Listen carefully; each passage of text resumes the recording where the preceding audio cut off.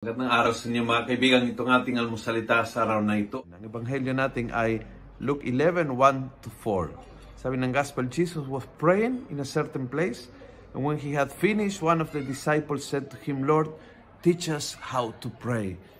Ang request ay dumating dahil nasaksihan nila ang pagdarasal ni Jesus. Yun isang mahalagang bagay sa ating mga guro. Parents, teachers, pastors, tayo nasa position na magtuturo, mahalaga na pinakita natin ang gusto nating turuan.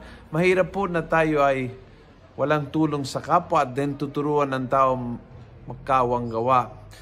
Mahirap na tayo mismo hindi nagdarasal tapos turuan natin sila magdasal. Mahirap na hindi nakikita na tayo ay nagninilay ng Biblia at sinasabi sa mga anak natin na kailangan magbasa ng Biblia. Mahirap na tayo ay nagsisinungaling na tinuturo sa mga bata o sa mga anak na hindi dapat magsinungaling. Kumbaga, mahirap na ang turo ay hindi galing sa huwaran.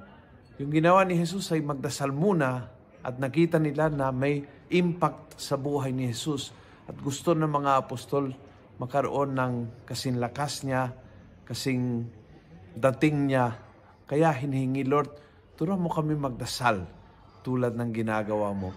At yun po yung pagiging bukas ng mga apostoles, yun po yung dahilan kung bakit yung binigay ni Jesus na panalangin ay umabot sa ating more than 2,000 years after. Dahil sila po ay nakita ng huwaran ng gusto nilang sundin.